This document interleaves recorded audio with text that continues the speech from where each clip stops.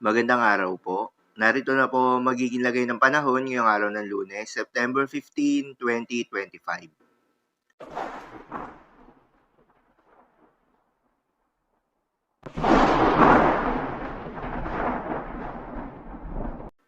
Sa kasalukuyan na tayong sa pag-asa, patuloy na nakakaapekto itong low pressure area sa malaking bahagi ng Luzon kasama ng Metro Manila, gayon din sa may Western Visayas. Dahil dito ay asahan yung maulap na kalangitan na may kalat-kalat ng mga pagulan at thunderstorms. Habang sa nalalabing bahagi pa ng ating bansa, particular na sa may Northern Luzon, ay asahan naman yung generally fair weather condition sa umaga hanggang sa tanghali, ngunit pagsapit ng hapon o gabi, ay asahan naman yung mataas na tsansa ng mga pagulan o thunderstorms na dulot ng mga localized thunderstorms.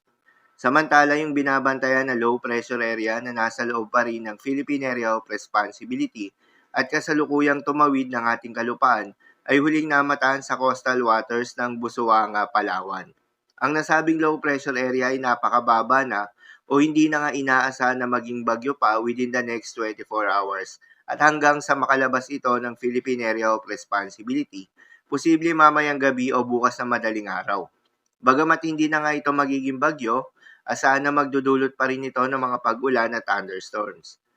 Maliban nga sa low pressure area na ito, sa ngayon ay wala ng iba pang sama ng panahon na binabantayan sa loob o malapit sa Philippine Area of Responsibility na maring makaapekto sa ating bansa.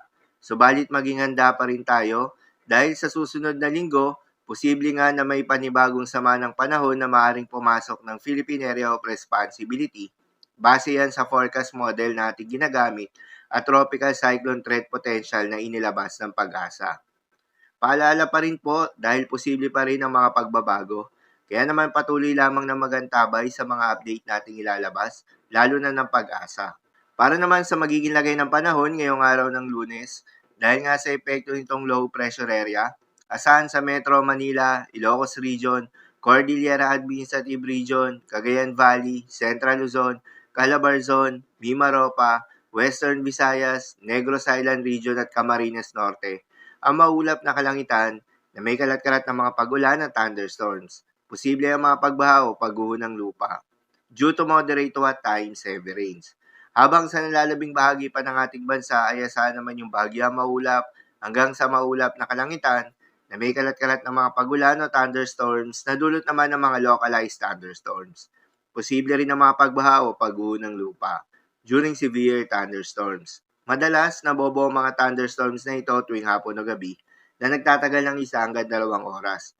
Kaya naman ingat sa mga posibleng banta ng pagbaha at pagguho ng lupa, lalong-lalo na sa mga lugar na inuulan na noong mga nakaraang araw pa.